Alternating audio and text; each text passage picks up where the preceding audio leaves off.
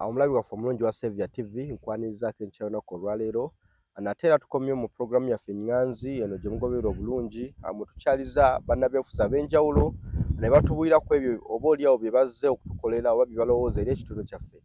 Olwaleero nkyazizza omukulu agenda okuba nga yeeyanjula ababuuzeeko era atumenyemenye ensonga ezimu ku ezo ezigenda mu maaso mu byobufuzi bya wano ekiboga oba oliawo ne Uganda okupaliza wamu. Omukulu nkwaniriza nnyo ku Saviour TV. Sebo weewaawo nange neeyanziza nnyo okubanga onkyazaako ku mukutu guno ogwa Saviour TV nga bw'onsabye okweyanjula eri eggwanga eri abatulaba n'abatuwuliriza kubanga omanyi wali omuntu asobola okuba nga akuwulira naye ng'okulaba tasobola kukola ki okulaba ate wali akulaba nga tasobola kukuwuliza. So okweyanjula eri abantu abo bonna erinnya nze Kizza Moses Sserunkuuma. Abangi gwe basinga okutegeera nga omuliga Ssekaliga Sserunkuuma Moses Powers ow'amaanyi agakyusa abadde munnamawulire okumala emyaka 8 ng'akola ne radio Kiboga n'okutuusa kati kubanga bagamba nti once a soldier is always a soldier. Oli munnamawulire ojja kusigala ng'oli munnamawulire. Era nja kusigala nga ndi munnamawulire.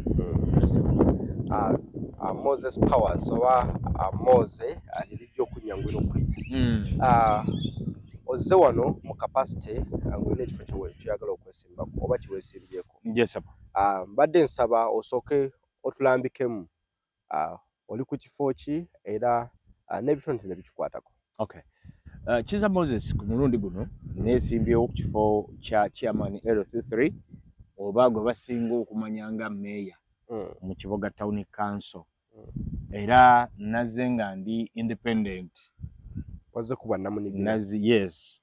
Nazze nga ndi namunigina, siina kibiina kya byabufuzi kye nayitiddemu okugamba nti kanzije okusobola okutwala obukulembeze wa Kiboga Town Council mu maaso. Manyi oyinza okwembooza naye nga tonnambooza lwaki wazze nga oli independent so nga ate tuli mu nkola ey'ebibiina ebingi. Well, okusinziira ku nkola eri mu Uganda ey'ebibiina ebingi buli muntu alina eddembe okubeerako ekibiina ekyobufuzi kyakkiririzaamu era kyawagira. Naye ate era mu ngeri y'emu era omwaganya gusigalawo. Constitution yakuwa omwaganya nti ne bw'oba tolina kibiina kya byabufuzi ky'ojjiddemu osobola okusigala nga oli mukulembeze. Awo nnyini tukitwale nti ebibiina by'obufuzi bye tulina National Unity Platform, NRM, FDC, PPF, Commonwealth Party n'ebirala tebirina mbavu zimala agwe kubyegattako. Not really nti tebirina mbavu. Kubanga buli muntu ali mu kibiina ky'alimu awulira ddala nga kizitowa era nga kirina embavu. Naye nze okujja nga ndi independent nga bwe nasoose ne gamba nti ndi munnamawulire. Ssebo mukama wange ffe bannamawulire tusuubirwa okuba nga oli neutral kubanga ogenda kugatta abantu bonna n'okwogera ebintu ebirina amakulu.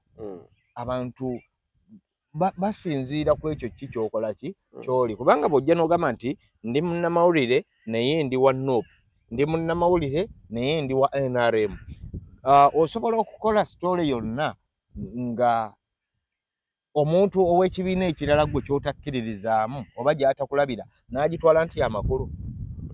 Tekisoboka. Naye ate mu byobufuzi tugamba nti ideology kintu kikulu era bagamba munnabyabufuzi yenna alina okuba nga alina ideology gy'agoberera.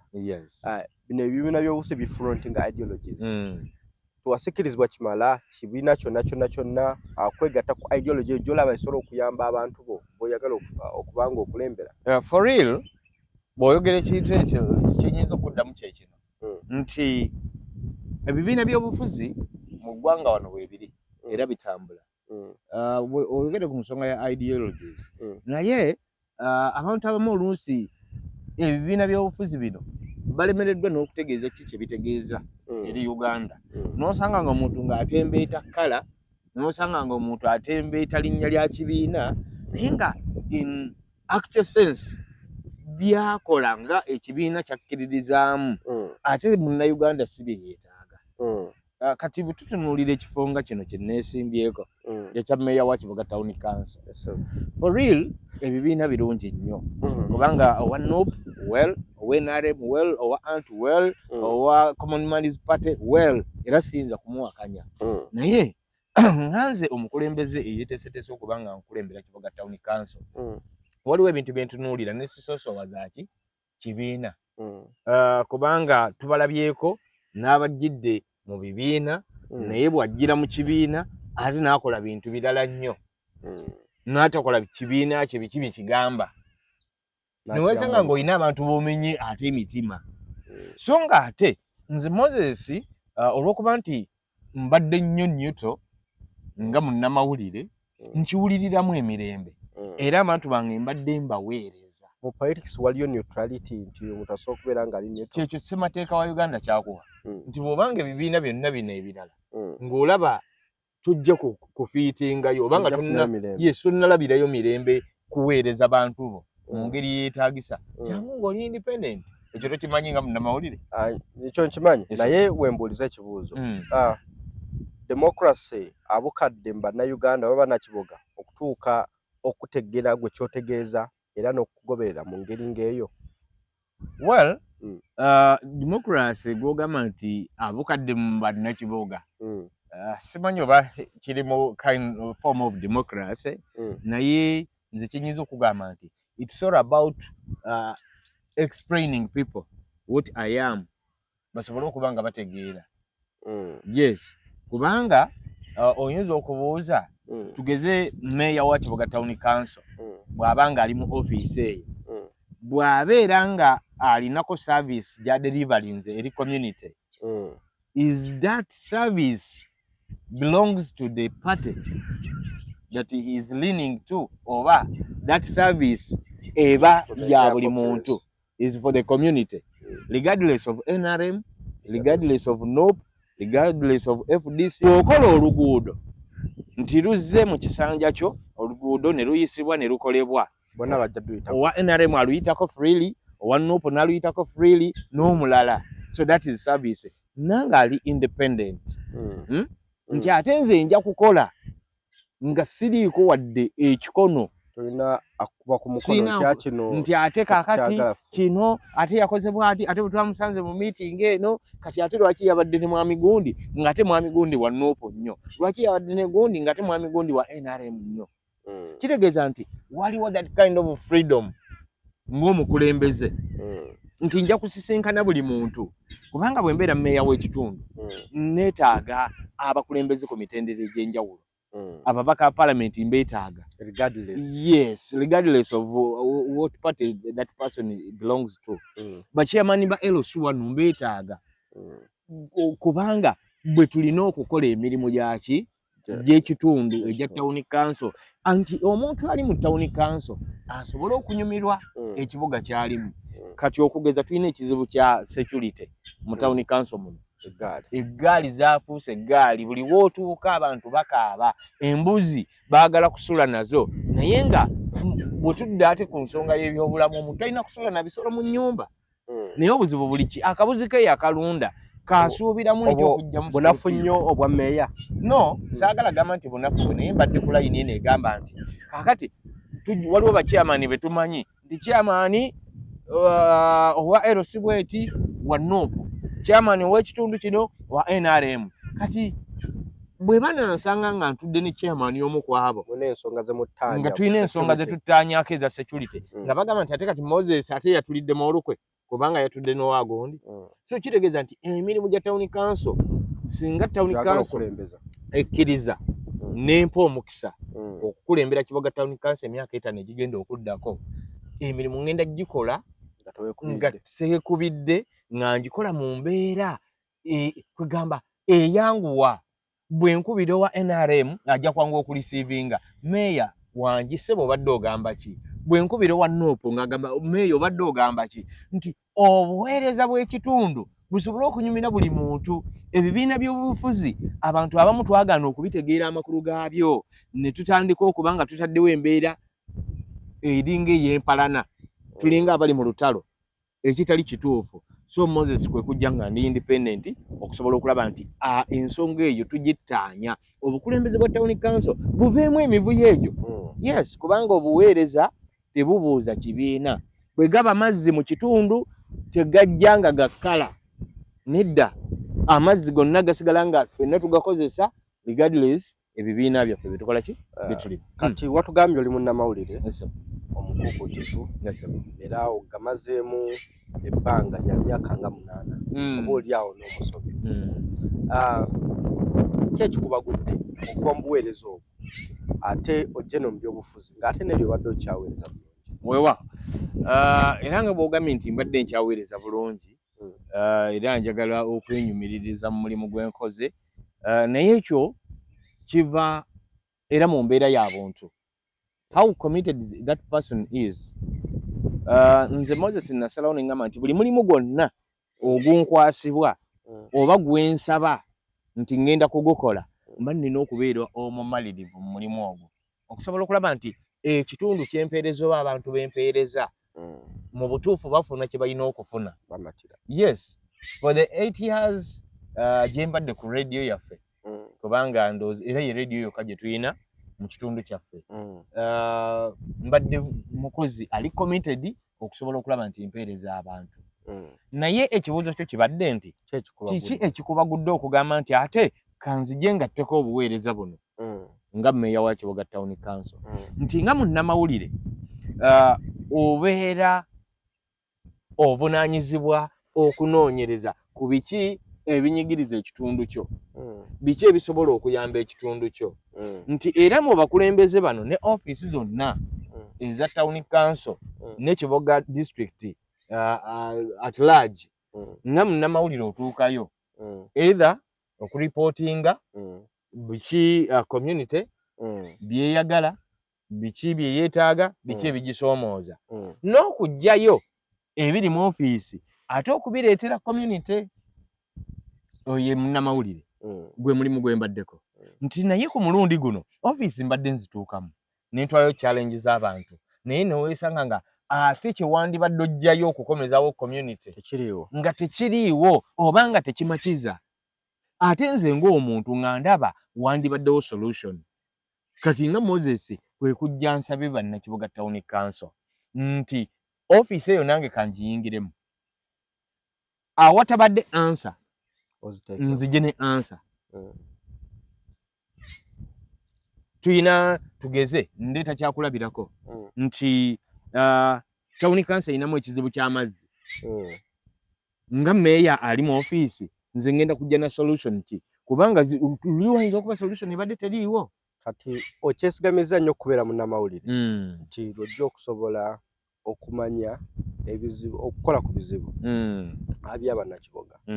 Njala okuwa reference ku bannamawulire abamu bazze bafuna obuweereza obw'enjawulo, nga naye akyasinza okuba recent yeya munnamawulire Haji Bashir Kazibwe. Kigambibwa mbu bw'atuuka mu palamenti yeerabira ebyo yalina okukola nga munnamawulire bye baali bamusuubiramu ng'akyali ku radio ne ku TV, bye yali akola si bye yakola ng'aweereddwa ekifo. Bannakibuga balina bukakafu ki nti toli ekyoza mu kiti nga mbazzi ng'omanyi gwalabyeko yabeera omwana munnamawulire gwe bakalaba kuba be balabyeko bakoze gadi bengali. Kati gwe kyanjalo kye kyoze nakyo nga bw'olesa ekyokulabirako ekya Mwami Kazibwe Bashir. Mwami Kazibwe Bashir yayingira ebyobufuzi n'abaako omuwaatwa we yayingirira oba ekibiina ky'ebyobufuzi kye yayingiriramu. Wano kyekiri kye nasoose okugamba nti ebibiina by'obufuzi wano mu Uganda tebikyakola makulu ge byali birina okukola mu ggwanga lyaffe Uganda wano. Buli muntu ayingira alina ky'anoonya. Era nange Moses singa nabadde nina kye nnoonya, singa nafunye ekibiina ky'ebyobufuzi kye neeweŋŋamizzaako ne nnyingirayo. Kati ate ku mutendera gwa Mwami Kazibwe Bashir nti abakutunuulira baba bangi. Munnamawulire osuubirwa okuba nga oli intelligent, not even kusuubirwa kubeera nti oli intelligent, naye obeera so intelligent. Mutawuni kasitoli abakutunuulidde bangi.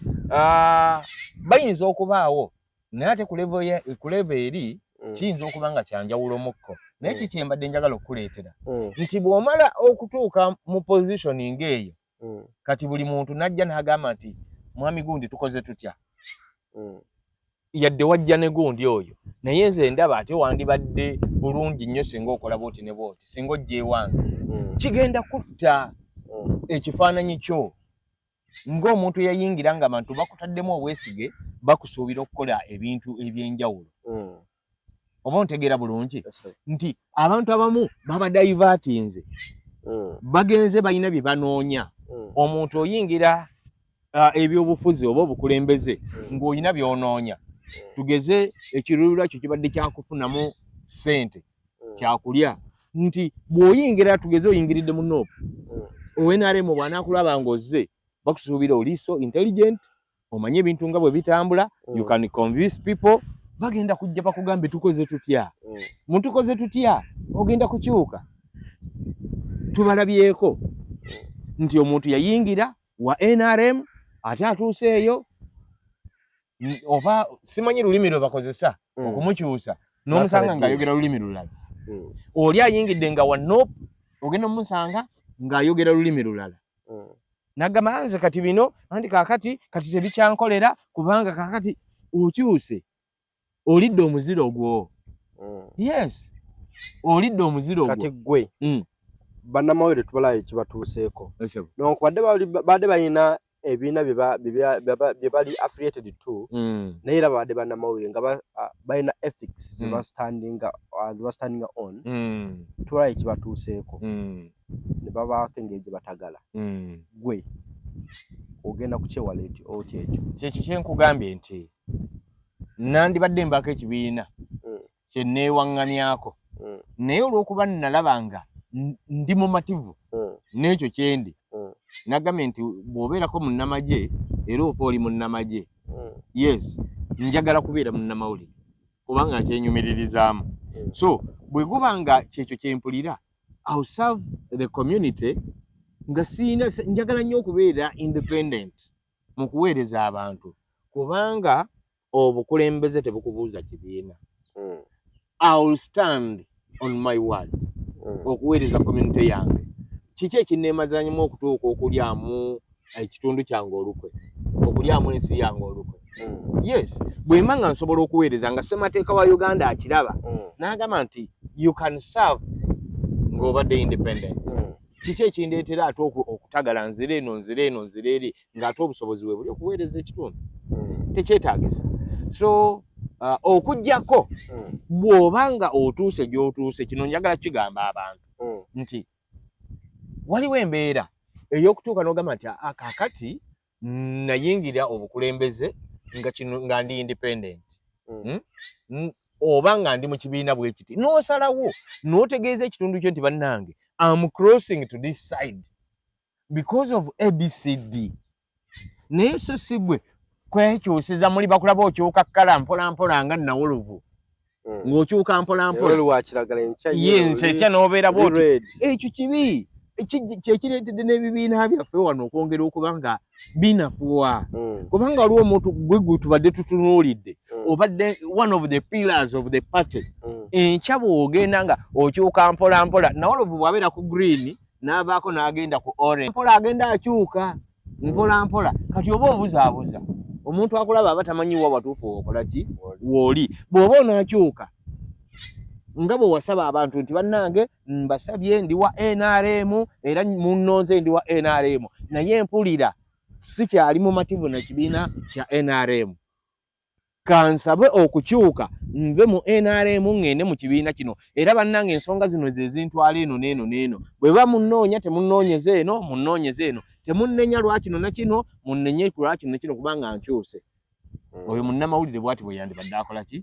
Oba sina munnamawulire yekka, naye munnabyabufuzi bw'oba oyagala okukyuka kyuka kubanga liba ki ddembe lyo, naye okyusa otya. Ebyokukyuka mukawolawola si birungi kubanga olina b'omenya ki omutima ate ng'ovudde ne ku ekibiina kyo kyennyini ekyo kye wajja nakyo oba okikubyemu ebituli oba okikosezza. So nga bwe nzirayo ku nsonga gye wabadde oleese, Moses nja kuweereza nga ndi independent, nkiwuliramu emirembe nti naye singa wabaawo ekiriwo nga bwe ndi mu kusaba abantu nti banneesige nga ndi independent, nzire nkomewo mbagambe kubanga ddembe lyange era tewaliiwo gwe kijja kukosa. Anyway, waliwo ekintu ekikukosa nga tokitegedde wenoonyeza bibyo ng'omuntu. Ekyo nkireese okusiigira omuntu ekifaananyi nti kiruma nnyo okulonda omuntu ng'omulonze wa kintu bwe kiti naye n'omulaba ng'akyuka naawe totegedde. Ate kisinga nnyo oli n'ajja nagga bannange kibadde bwe kiti naye olw'ensonga zino ne zino ne zino bwe baba bakukkiririzaamu bajja kukukkiririzaamu, bwe baba bakuggyamu bwesige era babukuggyemu naye okusinga okubeerawo nga totegeerekeka. Oli you are like a combination of salt and sugar. Naye bagamba nti ba independent mubeera bacumira mpi bbiri. Not as in kubeera kirumira mpi bbiri. Mudde no we mudde temutereera. Not independent kitegeeza you stand neutral. Monsi waliyo neutrality mu byobufuzi. Yes. Ye nyimiriddeko. Kubanga if I'm not leaning to NRM, I'm not leaning to National Unity Platform, I'm not leaning to FDC or any other political party. It means I'm neutral. But as a Ugandan, bagamba nti ekigambo ekyasiza okubamu obulimba kyekigambo neutrality because nakyo kyennyini tekisobola kubanga ku ndowooza y'abantu abamu oba abalala. But if you can stand as a person kwekyo kyokkiririzaamu. Moses, ojidde kabonero ki? Akabonero nakozeseza radio era bw'obanga ompita agamba nti Moses owa radio. Yes, sir. Kitegeeza ki ekyo? Radio akabonero ko kategeeza ki? Akabonero kange abantu fenna tumanyi radio. Yes, tumanyi radio. Radio gwe mukutu ogutuusa ku bantu amawulire n'obuweereza obulala obw'enjawulo omuli entertainment, okusomesa n'ebirala byonna. It is the radio. Kubanga tewali muntu wano mu kitundu kyaffe agamba nti nze simanyi radio, siwuliriza radio.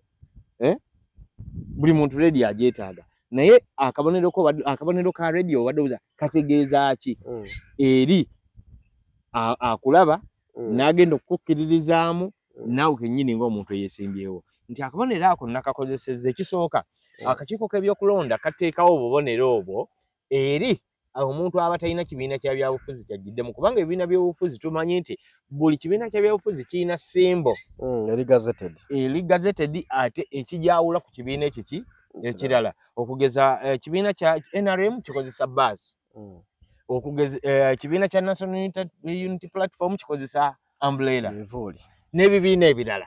Tuleme kgendayo eyo ku lw'obudde. Kaakati naffe abatajjidde mu bibiina biri bagamba jangu nga naawe oyina ekikwawula. Kati nange Moses ali independent nasazeewo nkozese radio kubanga radio nagitunuulidde nti yegenda okuwa information. Kubanga nze era kino kibimu ku biri mu manifesto yange nti obwerufu n'okukola n'abantu. Obwerufu mulimu okubeera ng'abantu bafuna information ku kiki ekitambula. Radio wejjiraawo. Radio wejjira. Waliwo abantu abasinga bagamba ntero biiro gye mpitira nti meya aliko omukulu Kagali Henry akoze era akoledde ddala. Bagamba nti enkyukakyuka nnyingi ze balaba nga ziwomeddwamu omutwe omukulu Kagali Henry in reference ku bameya abaasooka okubeerawo. Ki ekyakubagudde okumwesimbako? Ekirala biki byolaba gwe byogamba nti takoze bulungi byewali bisalidde okuimproving? Well, thank you. Mukulu Kagali Henry meya aliko n'olwaleero akoze. Njagala kumwebaza nti kubanga akoze. Omanya abantu abamu bwe babijingira ebyobufuzi bagiyingiza nga mpalana ne bajja n'embeera ey'okuvumirira n'okusiiga akasa. That is not me. Omuntu kyakoze nze nkyogera okkiriza nti akikoze. So Mwami Kagali bwe yali ayingira council nga meya yasangawo plan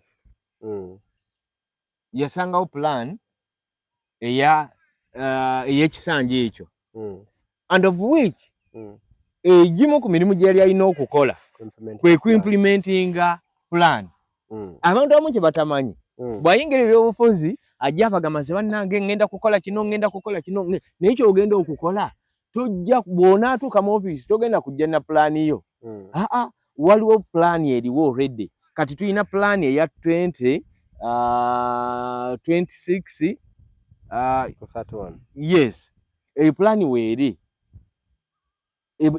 era juzi twali mu council budget meeting era pulaani ne bagisoma nafuna omukisa okubanga naliyo nemanya nti kino ne kino bye biri mu pulaani. Kati Moses bwemba ngenze mu council ekisooka kwe kutunuulira pulaani eyo. Kati otugamba nti Mr. Kagali akoze bulungi implement his plan ye naye bakwoge no implementing edda ekisanje kiddako. Well mbadde nkyajja ekibuzo kyo kyabadde nti lwaki bw'abanga alinako byakoze kiki ekikubagudde lwaki nandizze ojja waali obulungi oleeta atandika. Yes kakati ogambye nti kubaaliwo olabye nti gwe ku byowulira simanyi oba olina obukakafu naye ogambye oyogedde bulungi nti obiwulira. Yes mu kubiwulira nti abaaliwo beyaddira mu bigere baali tebakoze kimala kigambibwa okubanga baali tebakoze kimala ebyo bibadde bigambo. Naye nange njagala kugamba nti awakula ennume tewakula emu era singa bannakiboga nga bw'ogambye singa tebasalawo kulonda mwami Kagali oba oli awo tebandirabye ezo achievements z'ogamba eziriwo bandibadde tebaziraba. Nti era wayinza okubanga waliwo ekyekwesa ate mu Moses omulundi guno ekyenkizo nti ate singa tebalonda Moses bali mu buzibu nga bayinza ate okufiirwa. So kitegeeza ki nti ate kino njagala kiteeka ne mu bannayuganda bonna ku mitendera gyonna okuvidira ddala wansi ku ground ku chairman Rosi 1 ng'ogyeko family naye okuvira ddala ku mukulembeze chairman Rosi okutuukira ddala ku president nti obukulembeze bwandize bukyuka obukulembeze bwandize bukola ki no matter okoze bulungi no matter olemereddwa Obama bagenda nga bakyabaagala. Yes omuntu leka onaaveewo n'omulala jje onaaveewo n'omulala jje nti we tugenda okukola ki okulabira ebintu nga bikyuka. Omuntu bw'alwa ennyo mu kifo agena ayonoona kola ebintu by'okoze birungi segulira nga tetonnaba bikola ki nga tonnabyonoona. Kankuwa ekyokulabirako owekitiibwa President Museveni bwe yayingira wano mu mwaka gwa 86 nga amaze ovudde mu lutalo najja n'abeera omukulembeze w'eggwanga. President Museveni yayiri ayogerwako nga omununuzi w'eggwanga. Yes nga buli muntu agamba nti ke twafunye Museveni kyawedde naye bw'oleeta ebyaliwo mu biseera ebyo n'ebiriwo kaakati abantu bakugamba lwaki tavaawo omulala najja lwaki nti aluddewo mu kulwawo kwe n'ebirungi byakoze abantu batandise okubaga tebakyabiraba era tebakyabijjukira nti neesinga President Museveni yatuuka n'agamba nti enough is enough eggwanga ndigye mu mikono gy'abamusibira mu bbwa nga bwe byayogerwanga mu biseera ebyo. Kubanga nze saaliwo by then nasomako bisome. Yes kati omulala naye kaakwate singa President Museveni tumwogerako nga omuzira mubazira singa we tuteeka bamandera ne President Museveni naye we twandibadde tumukola ki tumuteeka naye kati osanga n'omuntu ataasoma wadde P1 ng'ali ku President Museveni agamba atuviire okitegeera talina kyakoze n'atuuka n'okuba nti takyamumanyi nga president n'amuyita ye nga bw'ayagala lwaki nti abaddewo akoze ebirungi naye mu mbeera eyo waliwo nabyo ebyonoonese kati ate abantu batunuulira nnyo ebibi okusinga ebirungi kati takyasobola osanga nkugambye n'omuntu omutamiivu eyaweddeko nga n'okwefukira yeefukira ng'avuma President Museveni. Okitegedde? So singa yagenda luli kati singa tumusinza ne tugamba nti President Museveni bannange yatukolera kino ne kino ne kino. So bwe tukomawo ku mutendera guno nti Mwami Kagali ebyo byakoze.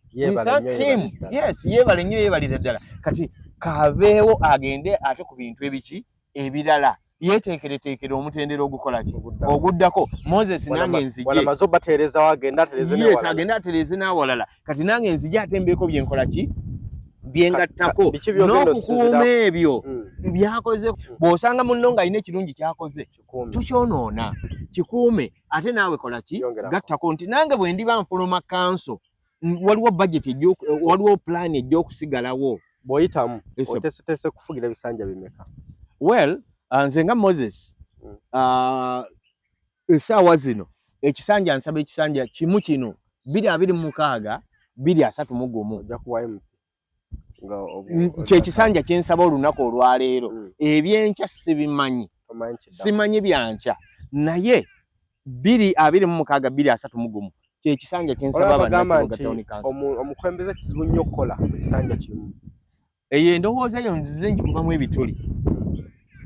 Ssemateeka akuwa emyaka egi 5. Ssemateeka oyo teyakolebwa muntu omu.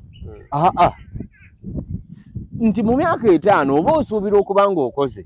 Era ntera nnyo okugamba abantu nti omukulembeze yenna ajja n'agamba nti bannange munnyongere kubanga waliwo bye sikoze. Obadde luddawa bye wali olina okukola mu myaka 5 oteekwa okuba ng'obikoze eki ng'obimaze. Bwe biba tebiwedde kati saba abantu nti munnyongere ng'obasaba busabi kwongera. Naye si kubagamba nti waliwo si byesikoze olw'obudde. Kubanga ssemateeka nga bw'eggambye nti yakolebwa ng'akuwa emyaka 5 oteekwa okukola. Abakola mu myaka 5 olowooza bo baba baavaawo era bakolera luddawo. Nti emyaka 5 gikumala okukola ebyo by'olina okukola ki? Okukola. Bwe giba nga olaba giweddeko obuzibu bw'abakulembeze bw'atuuka mu ofiisi atandika kwekubako nfoofo. Buli konna akabaddewo ke wandibadde okolera abantu. Oyagala pulaninga kugula masuuti, oyagala pulaninga naawe kugulayo mataayi, oguleyo essimu ey'omulembe ng'eno eyange. Bye wandibadde okolera abantu obiveeko odde mu malala. Waliwo ebigambibwa era nja kireeta mu mbeera eyo context bwetu. Kigambibwa mbu gwe tewalina kigendererwa kyakwesimba ku kifo ky'obwa mmeeya. Naye mbu wasindikibwa oba oliawo okunafuya owa National Unity Platform. Bigambibwa olina soosi nti bigambibwa we biva. Omanyi ebintu twagala nnyo ebintu ebyo nga birina ensonga we tusinziira okwogera. Kubanga ekifo ekyo kyesimbiddwako abantu bali bana. That is me. Muganda wange Joseph Praise tumulamye owa National Unity Platform. Muganda wange Kagali Henry ali abadde meya. Waliwo ne muganda wange Kayemba Ronald owa NRM. Kati bw'ogamba nti mu bantu abasatu abo nga nze nzigyeko nti nze naleetebwa kubaako gwe nafuya. Mbadde njagala otuwe source nga munnamawulire kubanga bannamawulire tubasuubira kwogera reality. Biri mu ŋŋambo. Mu ŋŋambo. Kale ŋŋambo ezo katumanyeeko awamu olugambo oba we luva. So bannamawulire awantu abo mwetereezengawo muleme kwogeraga kuba tuba twagala reality. Waliwo ekigambibwa nti ow'olugambo mbu taba musobya oluusi ekimutta kutera kubeera kwongeramu. Lwaki gwe nga munnamawulire olwaleero naawe oyinza okukireeta gyendi? Ensonga lwaki nkireese nti nga njala nfune clarity okclearinga air abo bagaye nti abannange nze ndi wano ku lwa nsonga zange bwe ziti. Ebyo mbyesamba. Naye fayini era bonga bw'ogambye nti lugambo era lugambo. Naye n'alwogera abaira olunsi alina byakola ki? Byanoonya. Kubanga kankuwe kandeete ekyokulabirako. Tugaye tuli abantu bameka? Bana. Kitegeeza nti owa NRM anoonya buwanguzi. kitegeeza tasobola kuvayo n'asabira wa National Unity Platform buwagizi. Mwami Kagale ali independent naye anoonya buwanguzi, tajja kujja asabire Moses Kalulu nga ffenna tuli independent. Ate no one National Unity Platform tasobola kuvayo n'asabira Moses ali independent buwaguzi oba omulala yenna.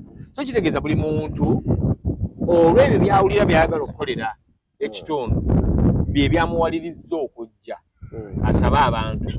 Era omuntu yenna ayinamu endowooza efaananako bwetyo nti ono azze kubaako muntu gwakosa. Buli muntu akosa munne. Nange nsobola okugamba nti owa NRM ankosa, owa Nuupu ankosa, ne Kagale ali independent naye ankosa. Kubanga waliwo abadde bajja gye ndi singa bali bonna badde tebaliiwo bonna bandibadde bawagira nze. Naye kati olwaleero bwe kiba bwe kityo kitegeeza buli muntu alina gw'anafuya munne. Okitegedde oba nga munnamawulire osobodde okitegeera. Kati era njagala bwe tuva wano eŋŋambo ezo gy'obadde ozijja oddeyo bannyonnyole nti ekyo si kituufu omukulu yampadde. Bajja kuba bakirabye ate okuva mu ggwe kennyini mwenye.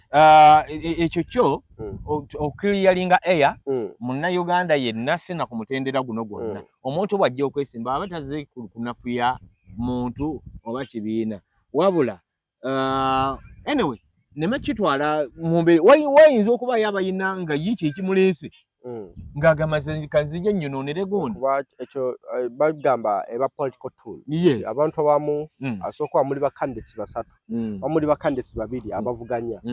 Olina amanya nti gwe tugeze obadde mu kamyufu ka NRM oba kamyufu ka Nuupu nti bwali oveeyo waliwo okusika omugwa waliwo bangi mu kibiina kyo subscribinga to abataali contented n'okwewako kaadi oba n'okwewa fulaga. N'agamba akati n'ateekamu oli Kasonda bus amugamba nze ngenda kusasulira buli kimu n'ajja oba oliawo okunafuya obuwagizi bwe ayitewo.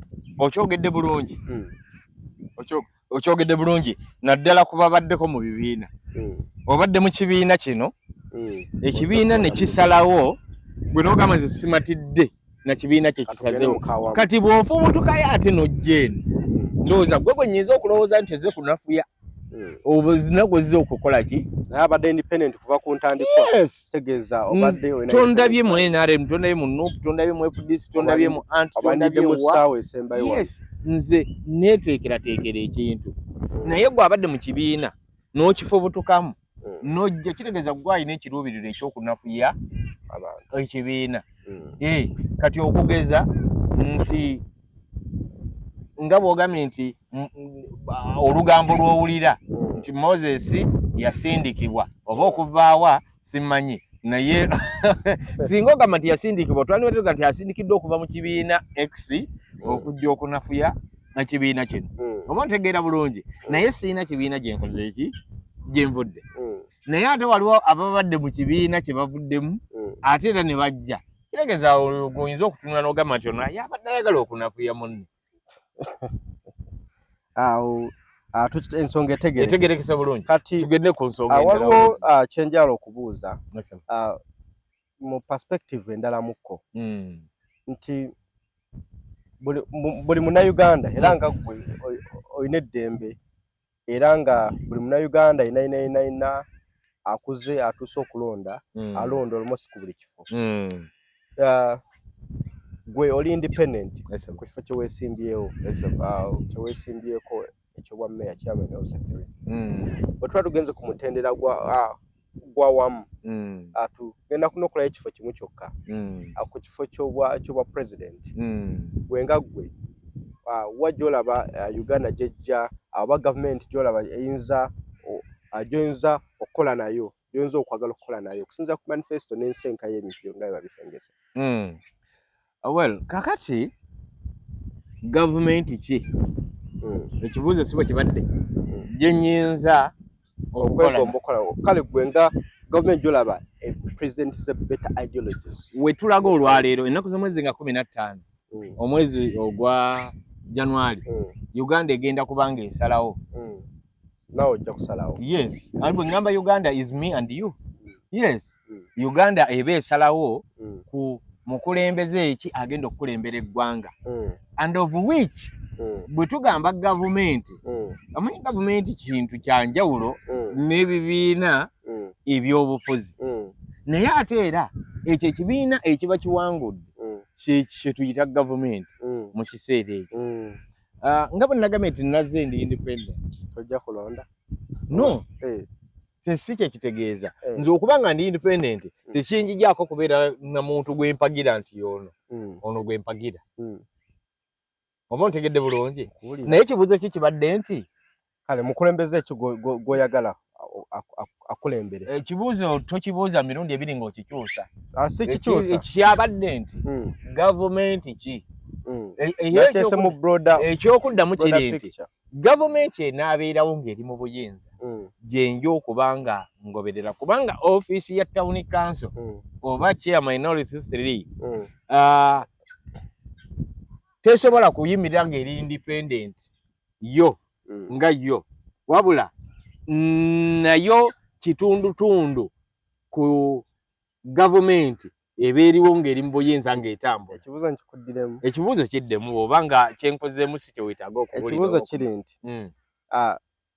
nga tumaze okulonda mu kalulu akagenda okujja gavumenti gy'olaba kale ludda ki olulala lupresentinze better ideologies z'oyinza okwagala okukola nazo ng'olondeddwa kuba meeya?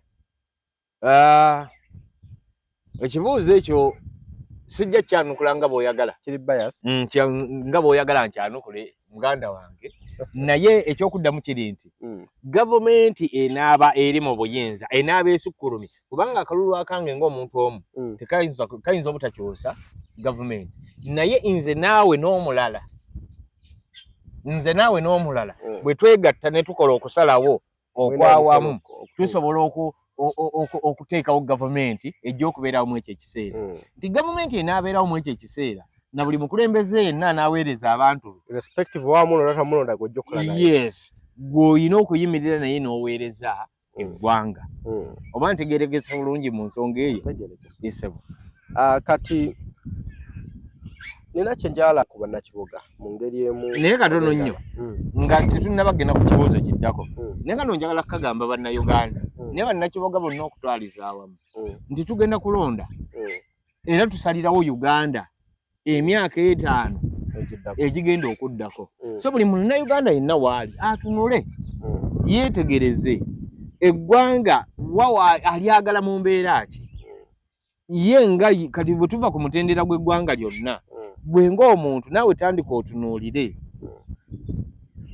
mukulembeze ekyagenda okunfeevalinga okusobola okulaba nti emyaka 5 egiddako n'abaana bange benzaala bakula nga tebali mu mbeera ya kunyigirizibwa ebiruubirirwa byange n'eby'abaana bange bikola ki bituukirira kubanga kyosalawo olwaleero ng'ennaku z'omwezi 15 kyekidifayininga kiki kyogenda okubeera ne future mu maaso kati buli muntu atunule alonde omukulembeze ow'ensonga agwanidde okwongerayo Uganda mu maaso n'okulaba nti Uganda ebukalamu emirembe demokrasi abeera mu Uganda buli muntu ndasobola so tubagulizaako no kyekiro kyagamba kati buli muntu buli lwe weebaka booti tandika otunule waj'ovudde na waj'olaga bw'otamanya waj'ova ne gy'olaga tokola ki tojja kumanya tunuulira biki ebibadde bikugoba emabega tunuulira biki byagala otereeza mu Uganda gy'oyagala yes tunuulira gy'ovudde emabega essanyu n'emirembe by'ofunyeeyo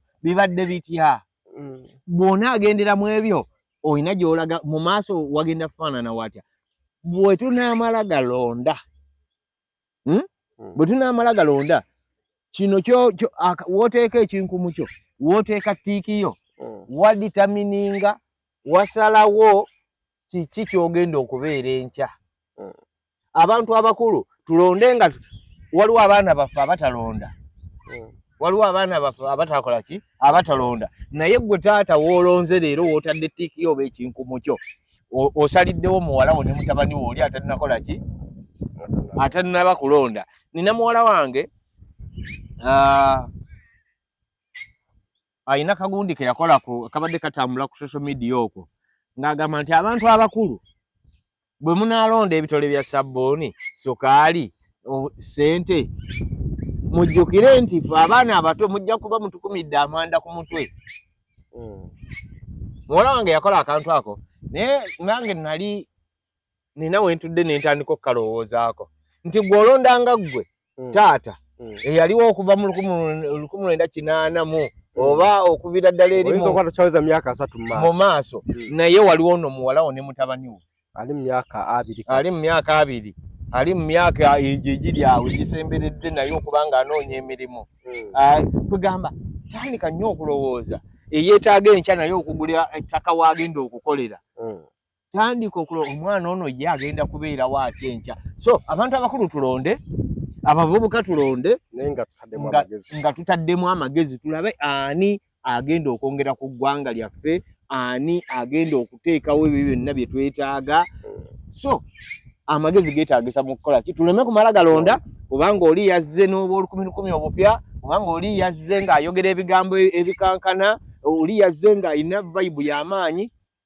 amagezi geetaagisaamu kaakati olwaleero nga tulonda akati Kibuga Town Council ejjudde abavubuka bangi era bw'obanga okitutte nti percentage esinga okuba ennene mu Kibuga Town Council y'abavubuka nawe oli muvubuka munnaabwe nteekateeka ki gy'olina eri abavubuka abo naddala nga tulaba bangi abakireereese oba oli awo yemu ku nsonga eviiddeko eggaali okuba nga ziyongera mu Kibuga Town Council so nteekateeka ki gy'olina eri abavubuka abo era lwaki olowooza nti gwe asaanidde well ekintu ekyo ky'obuuziza kirungi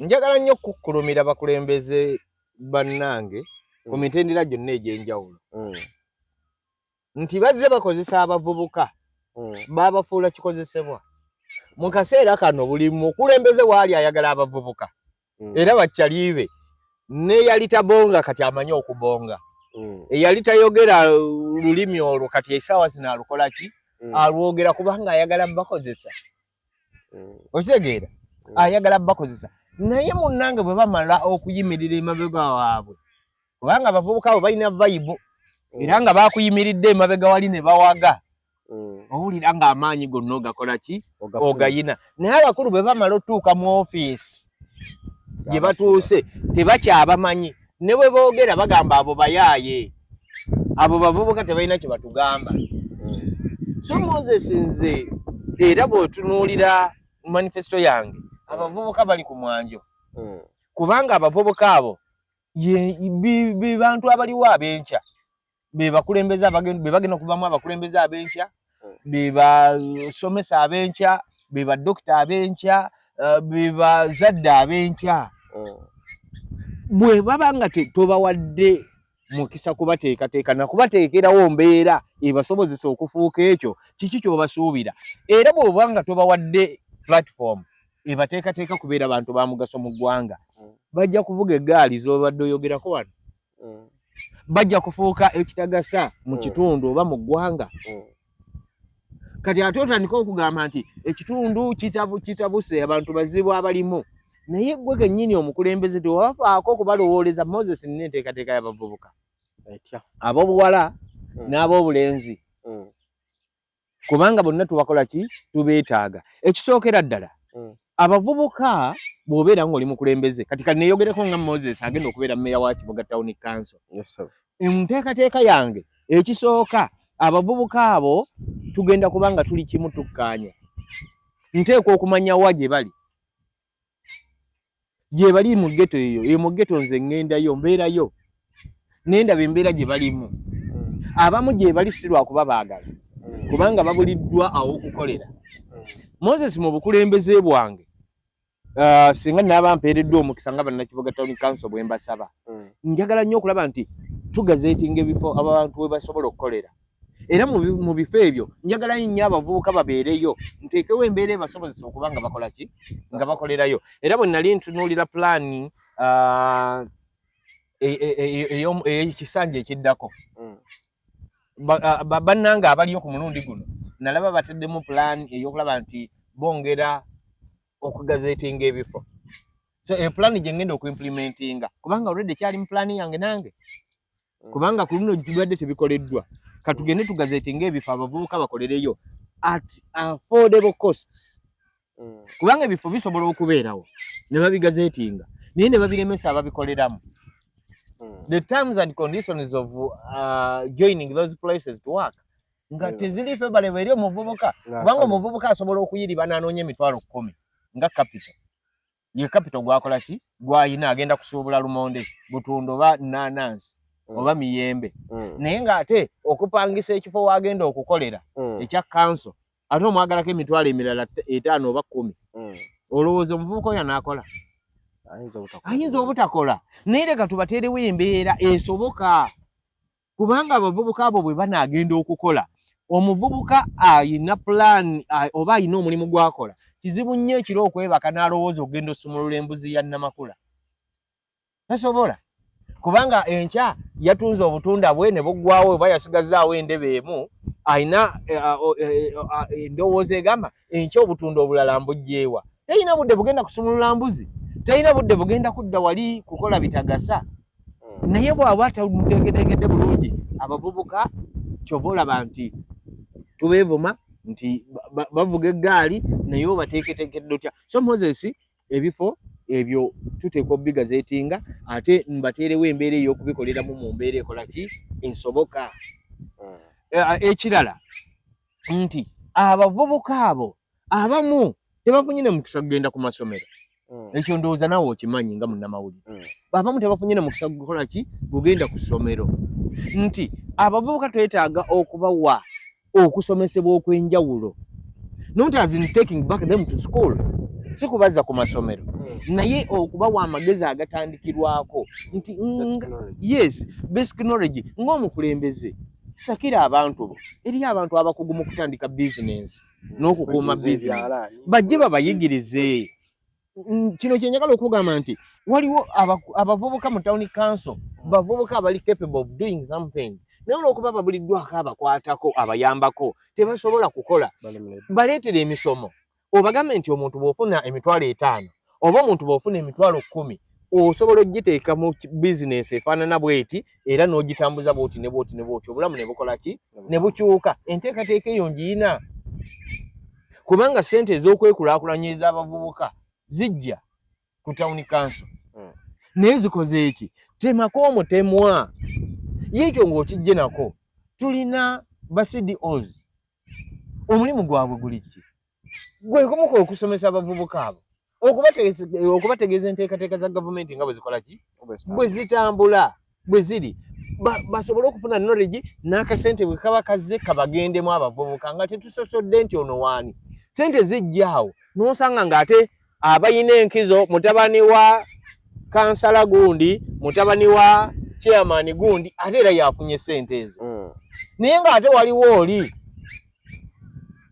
mulekwa enfuuzi ali mu ghetto yandibadde akola singa tumala ne tumushepinga ne tumuwa sente n'okumumonitalinga ne tukola ki ne tumumonitalinga ajja kukola. Ono mutabani wa chairman gundi sisuubira nti asobola okulemererwa otuukira ddala ku level ey'oli ali mu ghetto. Oba ntegeera bulungi, tandikwa asobola okubaako watandikira. Tuyambe bano abatalina we bakola ki we batandikira. Kitegeeza bano bwe tuba tubayambi ne bano sigamba nti bo tubaboole, naye at least nabo tulina we tujja obbateeka, tulina level kwe tuyinza okukola ki okubateeka, naye nga bonna tubakoze ki tuba tunuulidde. So mu bukulembeze bwange nga mmeeya agenda okuddako mu kibuga town council, abavubuka bali ku mwanjo tubasomese. Nze mbadde kyakulabirako ssebo. Era mu town council muno abantu badde bandabako. Nze omusajja abadde atambulanga ne bucket, mbadde munnamawulire nga bwe nagambye. Naye mu budde bwange nga si bwa mulimu, nina emirimu egyange emirala egy'enjawulo gye nkola. Ssebo nze ndi kinyooza omukugu, ame babab, nina saloon eyitibwa Pearl of Africa. Ngendayo ne nsala enviiri. Bwe nvaawo nina ekyokunywa kye mbadde ntembeeta ennaku zino, ka juice kali nakyo, era nakatuma Pearl nakyo fruit juice.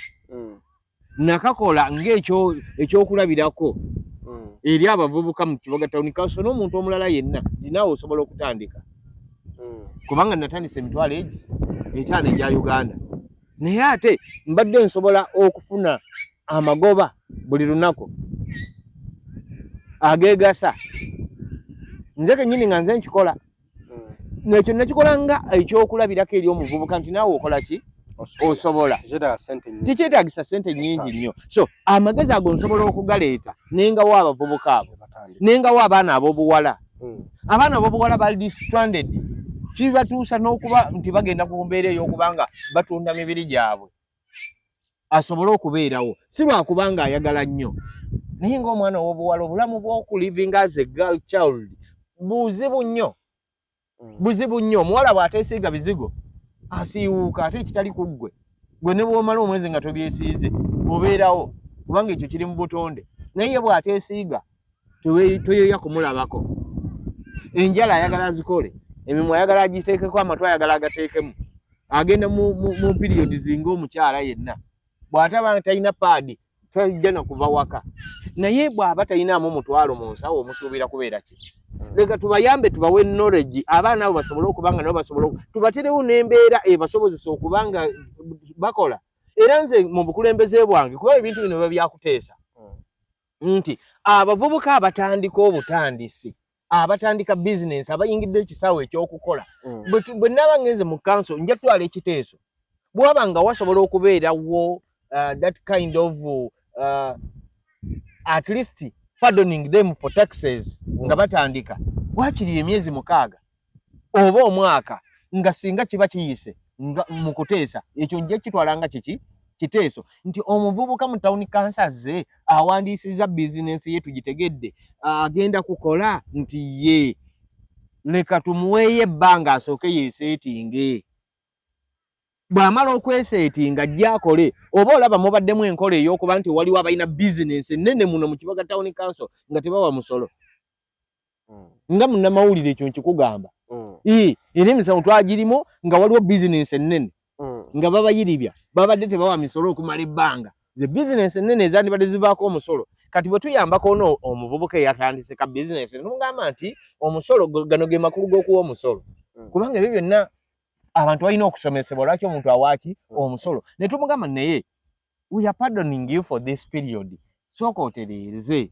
bizinensi nga bwe tumulambula n'okwongera okwogera naye oyo ojja kulaba nti ajja kwagala okukola era ajja kubeerawo bizinensi etambula oba nga waliwo ababadde nga ze bizinensi ennene mu kibuga nga zibadde tezisasula musolo lwaki ono tetusobola muwaayo ebbanga wakiri ya myezi 6 oba omwaka n'asooka neyeetereeza nga bwe tumusomesa bwe tumulambula wali eri najja n'atandika okusasula ng'amaze n'okutegeera ki ekyokukola kati Moses sebo omulabi waffe omulungi ayinza okwagala okumanya strongholds zo manifesto yo gwe ebyo byogamba oyinza obutabituwa byonna neno tubagulizaako erimu ku ebyo byogamba nti bino the strongholds binijja okutandikira kuba byensuubira okuteekonyesera yange erimu ebintu ebyenjawulo byonna tuyinza obutabimalayo kubanga ezitowa naye katuggyemu ebimu ekisooka tutunuulire ensonga ya security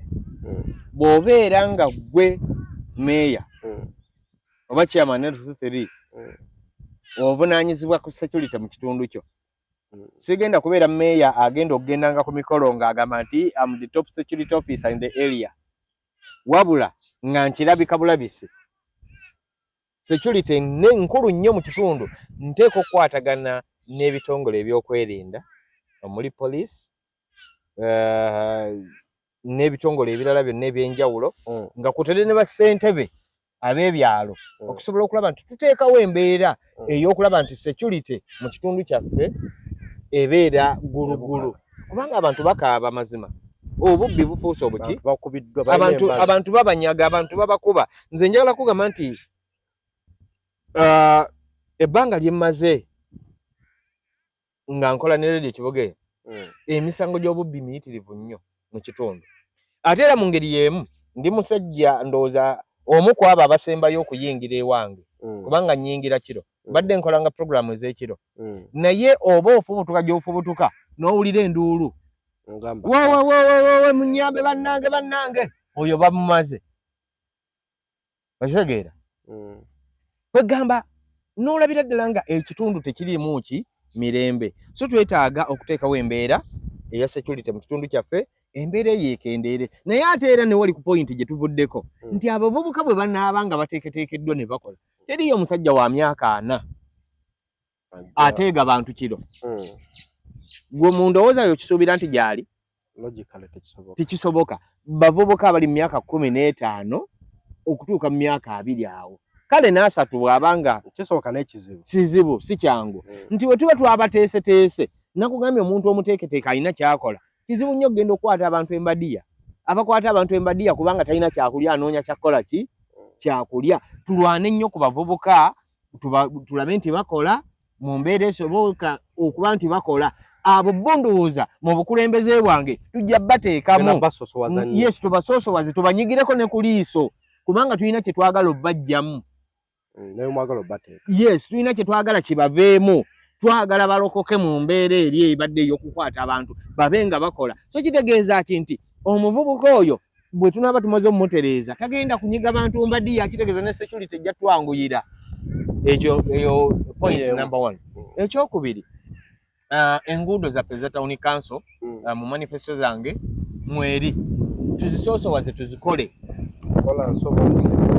kolansi ajja kukolebwa anaaba asobose zonna tetujja zikola ki kolansi naye nga meeya mu town council obunaanyizibwa ku kulobinga buli we naalaba awali omuwaata oyo tusobola okulobinga ka kolansi leka tukafune oba ka kilomita kamu oba 2 oba 3 wonna we tusobola okukajja tukakole ki tukakole mwene gavumenti enaabeera mu buyinza naye ekola omulimu ki gwayo nga kwotadde n'ababaka ba parliament kubanga nabo nja kuba nkolagana nabo bagende balobinge nabo bakomewe waka tuyina abafu ab'omu kanso ate nabo batoli wa kanso naye eno kyekyoto nabo nja basaba nti bannange mulobinge nga muleeta wa ewaka my role is to implement nga nange kwentadde ki amaanyi gange okusobola okulaba nti tulobinga enguudo za kolansi waliwo ezitanaba nga tetunabafuna busobozi buzikola kolansi naye zeetaaga okukola leka nazo tuzikole mu mbeera eki ennungi ate tuzikolere mu biseera ebituufu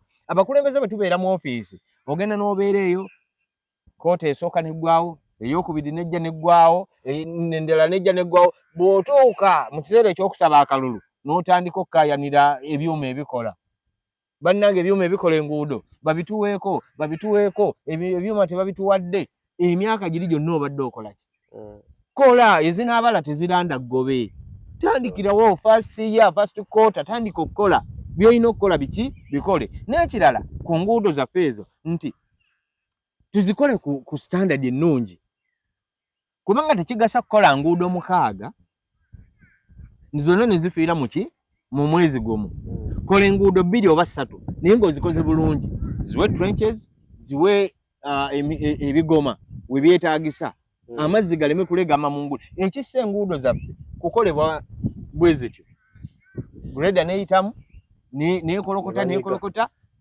oluusi tebataddeko na maalamu mulungi oluusi n'okuteerako ddala tebataddeeko evaamu leero enkuba neetonnya ekiro enkya ne luddayo nga bwe lubadde nga lubi nnyo kubanga enguudo tuzirabyeko nga mbi nnyo baalukoze abantu nagamba baatakudde lwaki mu kifo kyo gamba nti oluguudo baalukoze nga bagamba baatakudde lwaki twetaaga kukola nguudo oluguudo bwe tunaaba nga nnyingidde mu ofiisi nja kulaba nnyo okulaba nti bayinginiya bafuna abantu abakugu abagenda okukola enguudo ku standard ennungi tuziwe emyala egitambuza amazzi ebigoma tubiteeke birina okubeera enguudo tuziwe maalamu omulungi nti oluguudo olukola lusobola n'okumalako ekisanja nga lulamu nga tonnaluddamu nga bw'ogenda ku nguudo endala so eyo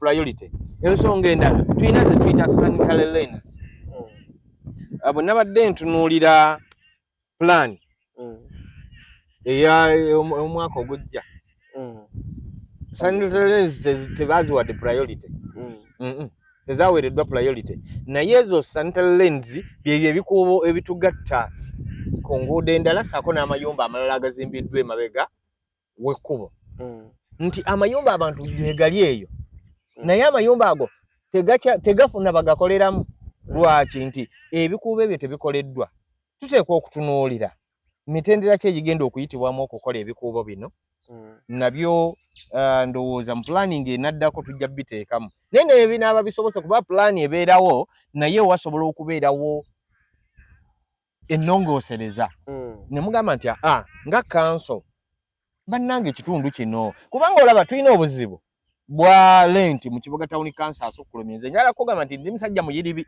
abaddemu mu kanso nga nkola apangisizzaako ku mayumba ag'okukoleramu abalala abamu oluusi abakulembeze bajjanga abadde tamanyi mbeera bwefaanana kitwala ki omuntu okupangisa ennyumba n'okuyimirizawo bizinesi okumala omwaka naye Moses Ngaye nti badde musajja muyiribi era omukozi mu Kibuga Town Council era nga nkyali mukozi naye omuntu oyagala okukola naye ennyumba yokka eri accessible yeena eri ku main road lenti wa buwanana neweekaniikirira n'ogenda opangisa ennyumba n'oyabikira mu lenti capital n'owaba ng'aweddewo oba abadde capital wa bukadde 10 n'okozesa 5 ne lenti wapangisizza 5 bizinesi eyo tejja kukola so singa n'ennyumba zino ezibadde emabega ziba nga ziina amakubo agasobola okutuukayo gw'alina capital ow'emitwalo ow'ebukadde 10 ojagamba kange nenfuna ennyumba ey'obukadde 3 oba 2 kasana wano wali accessible abantu basobola okutuukawo ng'ebikuubo ebyo bikoleddwa ojja kusanga nga abantu bakolerayo nja kukuwa ekyokulabirako mu kisanja kya Mwami Ssekiwunga yagenda n'akolako ku bikuubo ebyo tulina ekikuubo ekyo ekya Bad Street ndowooza lwe kyatandika okukola abantu ne bagenda ne bateekayo bizinesi era njagala kukuwa ekyokulabirako waliwo Mwami Kizito alinayo bizinesi naye alimu ku bizinesi ezikola wano mu Kiboga naye kati olwaleero waafadde amazzi gamutwala mukoka amutwala kasasiro aliyo nga kasasiro okuva ku Mwami Ssekiwunga ebuddangamu kuyisangamu wadde kiki gradant watereere abalala baddukayo abalala baliyo mu mbeera enki enzibu naye singa ebikuubo ebyo tuba tubigenze nga tubikola buli wamu gye biri ojja kwesanga nga abantu bagenzi batandika okukitegeeza naye ekibuga kyaffe kikola ki kigaziwa we are learning for a municipality municipality tunagifuna nga ffenna twetuumye mu kagundi kamu bwe kati nga we wali abantu ekibuga kirina okugaziwa bantu basange wansi eri ku Kabutemba nga abantu bakolayo bizinesi gye ziri kitegeeza ekiruubirwa kyaffe waffe kirumba engulu eno kirulumba nga yes nga abantu gye bali bakolerayo naye abantu basobola okukolerayo kubanga tewali makubo gabatwalayo n'amayumba amalala n'okusulayo abantu tebasulayo ennyumba abantu bazizimbye za buwundo na binyira na mmese kubanga abantu tebasobola kugendayo ne boda tekutwalayo oli agamba kati naayita luddawa bw'otunuulira waliwo oluguudo oluli wano mu Kabakanjagala is it Kabakanjagala oluguudo olukirira ku ssomero lya St. Mary's yes okukkirira wali wansi wali omukyala Nancha juzi natuukayo nempulira nga ennaku ennumye empompogoma nti n'omwana bw'asimattuka busimattusinaagwa mu mpompogoma ziri oba enkuba bw'etonnya esobola n'okutwala omuntu yenna kati njagala ombuulire omuntu alinayo amayumba ani agenda okupangisaayo atatya kumenyeka kale yadde owa boda takututteeyo naye n'omuntu eyakutegedde nti bwana Abdul ogenda osula wali akuteegera wali ku mpompogoma tojja kugibuuka era bw'otuukawo ogamba ssebo ndekero bulamu buukateyinakyo kubanga amakubo mabi gwe security esookerwako eri ku ggwe naye ekkubo liri bwe liba lifu security enfu oba ntegedde bulungi security enfu kakati kitegeeza ki nti ensonga eyo ey'amakubo njagala tugisoosowa eyo nga ngimaliriza ensonga endala gye ntunuulidde y'ensonga ya Kasasiro mu Town Council ekisanja kino kibaddemu okusoomoozebwa Mwami Kagala alabika afunyemu okusoomoozebwa mu ngeri emu oba endala ku nsonga ya Kasasiro nyinza obutakuwa nnyo bya munda biki ebimusoomoozezza abamu ojja kusanga bagamba nti Kibuga yafuuka DC date city wa date council ekisanja kya Mwami Kagali si kumusiiga kasa naye afunye okusomoozebwa kwa kasasiro. Omanyi bw'obeera wabweru ng'oli wabweru eno oyinza obutamanya nnyo bya munda, ye bw'oba omusisenkanye naawe bw'oliba omusisenkanye oyinza okumweboozaako n'akubuulira biki ebyomusoomoozezza ku nsonga ya kasasiro, naye asoomoozeddwa ebyaddala nti bwe tutunuulira main road Kiboga Hoima Road obadde osanga meters 10 nga kuliko entuumo za kasasiro nga 6 ne zimalako wiiki ne zikwata wiiki ey'okumeka ey'okubiri.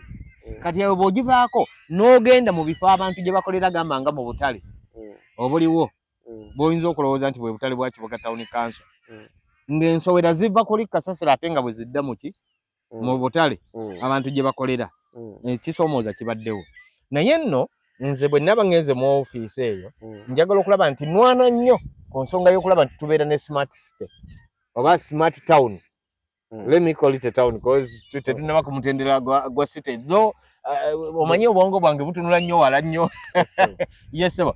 Naye kasasiro ekisooka nja kulwana nnyo okulaba nti tiimu ekuŋŋaanya kasasiro ekisooka ng'omukulembeze twetaaga okumanya nti nabo bantu. Ekisooka leka tubasembeze kubanga abamu tulina ofiisi we tutuula n'olwokuba bo bayinza okuba tebalina ofiisi we batuula naye baweereza mu town council ate nga beetaagisibwa. Kati n'otabatwala nga kikulu guddiddemu omwami n'omukyala ayoola kasasiro omusindike mu kasasiro wa town council nga bw'omulaba bw'afaanana tomuwadde gloves tayina, boots tayina, overalls tebaziina, omusindise. Njagala okuba ekifaananyi kya town council nga bwe beefaanana ne kasasiro waayo bw'afaanana kubanga mu town council mwe tulina kasasiro alimu embwa enfu, alimu emmere eyonoonese, alimu abatalina kaabuyonjo. Sebo njagala kutegeeza nti mu town council muno mulimu amayumba agatalina na kaabuyonjo. Ye sebo naye nga weegali gakyaliwo. Ani avunanyizibwa ku ekyo? Tulina minisitule etwala ebyobulamu mu town council. Omusawo w'ebyobulamu waali akyakola awo siyinza kumanya naye bw'abanga ayinza okuba naye alina ebimusobooza ebitamusobozeseza kukola mulimu gwe.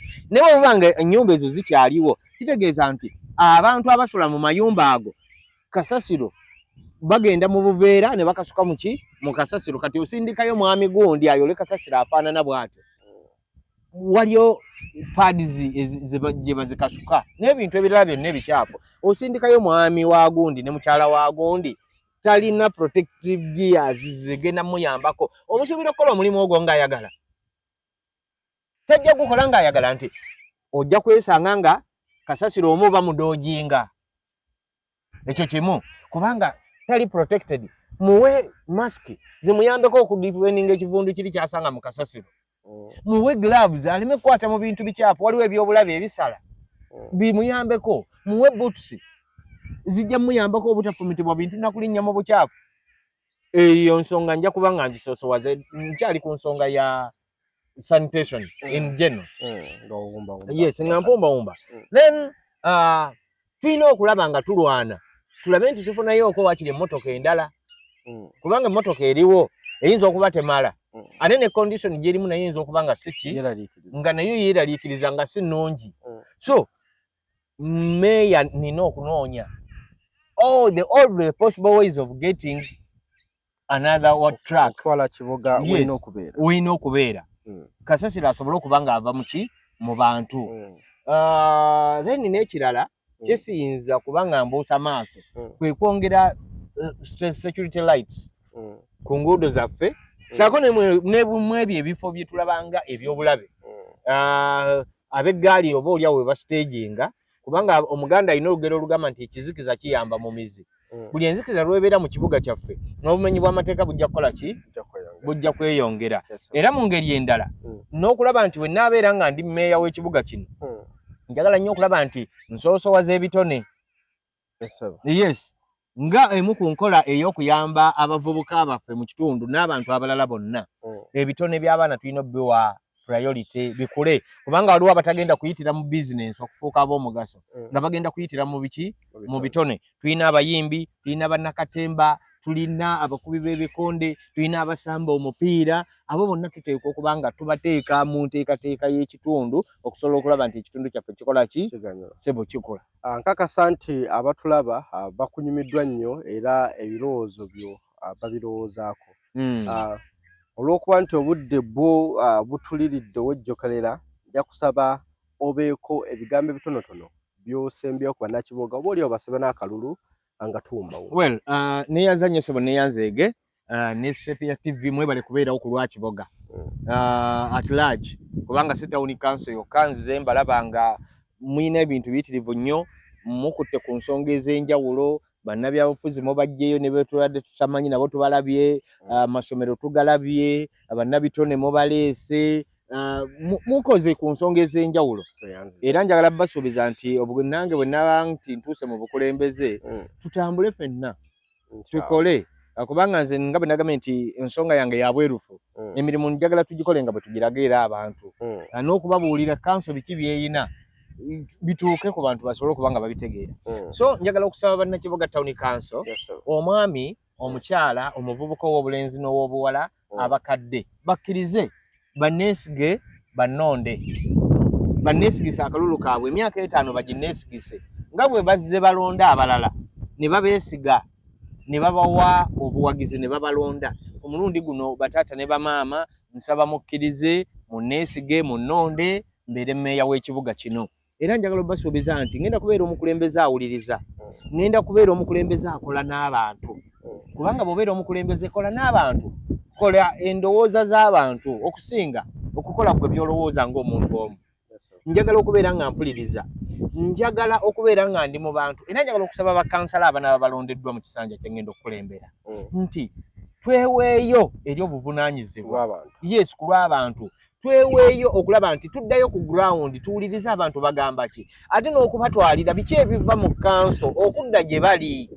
Eyo nayo nsonga nki nkulu nnyo, kubanga bwe tutaakola ekyo tujja kumaliriza ekisanja ekinaaba kituweereddwa nga tukola byaffe naye nga tetukoze byetaago byaki by'abantu. Ne kano nga nsembayo nti buli muntu yenna awulire emirembe, bwe mbeera mu ofiisi nsigala nze Moses, sifuuse wa kitalo, bajje baleete ebiteeso, baleete ebirowoozo, bampe amagezi, tukolere wamu ku Lwakiboga eyeeyagaza era Kiboga egenda okuba nga ekulaakulana. Ne kano kakulu saafunye mukisa wali koogerako nti naye twetaaga ekibuga ekya green, era nsaba buli muntu yeeteekereteekere. Twetaaga enkola eya ecology okudda mu Kiboga Town Council, okulaba nti buli kifo nga bwe kyali kirina okubeera bwe kiddamu kikole ki kibeere. Tusimbe ku miti mu Kiboga Town Council, awabadde ensiko ne kasasiro, kati leka tulabirewo emiti, leka tulabirewo ebimuli, ekibuga kitunyumire nti ali mu Kiboga Town Council osobola ofunako weewogoma kati olaba ng'ekifo kino we tutudde kirabika bulungi, kirimu emiti, kirina kakala akalungi eri obulamu bw'omuntu. Bannasayansi basobola okunnyonnyola, nyinza obutagendayo nnyo kubanga naye tojja kubategeera nnyo, naye n'empewo yokka eva ku miti nnungi. So tulina abantu baffe abava mu byalo najja mu kibuga kyaffe bambi nga talinamu muntu gw'amanyi, naye bwe wabeerawo emiti egyo nga gikola ebisi awummulamu, n'abaako wanywera kasooda ke ku luguudo lwaffe twateekawo trusses ezo, n'adampinga muli akaveera oba akacupa n'agenda mirembe. Waliwo abantu abajja mu ddwaliro lyaffe ery'ekiboga bambi kamunguluza amuli bubi talina waagenda kutuula, naye bw'abanga mulimu emiti atuuleko mu muti ogwo. Nze njagala kugamba Ssebo nga sinnaba kubeera mukulembeze, nze muntu eyalwanako okusemba ku miti mu Kiboga Town Council. Nina saluuni yange we nasooka ogiteeka awo mu lukuubo oluli kino kizimbe okuli posta n'ekizimbe kya Mwami Ssemuka. Saluuni yange yasookera awo mu lukuubo, naye nasimbako emiti awo gyalinga 6. Emiti 6 egyo nalamyako gwali gumu, naye ng'obuzibu bwava ku bisolo ebirundibwa mu Town Council. Naye ng'abantu abalunda ebisolo mu Town Council batono nnyo ku bantu abawangalira mu Kiboga Town Council. Naye olw'obukulembeze obwaliwo nti tebasobola kuregulatinga bantu balina bisolo, ne weesanga nga emiti gifudde. Ate n'abakulembeze abalala ab'enjawulo balwanye okusimba emiti. Nze nalabako ku baana b'amasomero nga basimba emiti mu musana ne batuuyana n'abantu abalala ab'enjawulo nga basimba emiti. Abalotale bazze basimba emiti naye olw'obukulembeze olw'obutafaayo kulaba nti abalunda ebisolo mu town council babirunze batya, amaanyi g'abantu gafiiridde obwereere. Naye bwe nnaaba nfunye omukisa ogwo njagala njogere n'abalunda ebisolo balowooze ku bulungi bw'ekibuga kyaffe. Lunda ekisolo kyo mu ngeri ekola ki eyeetaagisa. Tusimbe emiti gyaffe tugiwe obudde tugifukirire gisobole okuba nga gikola ki gibeerawo, nti omuntu ayingira ekibuga kyaffe awulire ng'ayingidde ekibuga town council. Era bw'olaba waliwo ebintu ebizze bikolebwa. Njagala okwebaza Mwami Ssekiwunga, bw'otunula wali ku luguudo olwo olwa Second Street olugigatta ku Centenary Bank, alina akati kaffe ke yazimbawo awo gy'ayita roundabout, era okalaba nti kalina engeri gye kalabisaawo mu ngeri ennungi. So n'abalala emiti we gibadde olaba nga kifo kirungi. So ensonga eyo nayo nkulu nnyo, ebintu biyinza obutaggwaayo kubanga omukulembeze yeeteeseteese era alina obulumi bw'ekitundu abeera na bingi. Bwe tunaaba tusisinkanye omulundi omulala tujja kubanga twongera okwogera bingi nnyo, ate ne mu bukulembeze tugenda kubanga tubeera ffenna. Nja kusaba ssebo ofiisi yange togitya, jangu nkubuulire ate naawe ombuulire abantu bye bakola ki. Abakulembeze abamu batya abannamawulire ne babatya kubanga bamanyi mugenda kubalabisa, naye mujje mu ofiisi tukolere wamu ebintu bitambule. So Munnayuganda, Munnakibuga Town Council, nkwagaliza Christmas ennungi n'omwaka omujja ogw'emirembe. Okulonda obulungi, londa olw'ensonga, londa olw'ekitundu kyo, londa olw'ebiseera byo eby'omu maaso. Mukama Katonda abankuumire abanjagalire, ate mbasabanga ennaku z'omwezi 4 omwezi ogwokubiri jangu olonde Kizza Moses Sserunkuuma owammwe ddala akabonero radio agenda okuweereza emyaka 5 egigenda okuddako. Weewaawo tweyanziza nnyo Moze olw'obubaka bw'otugambye ne bannakibuga bonna okutwayiza wamu naffe. Oboolyawo tetujja kulinda kugendera wano, katubasibwire wano mubeere bulungi, mweraba.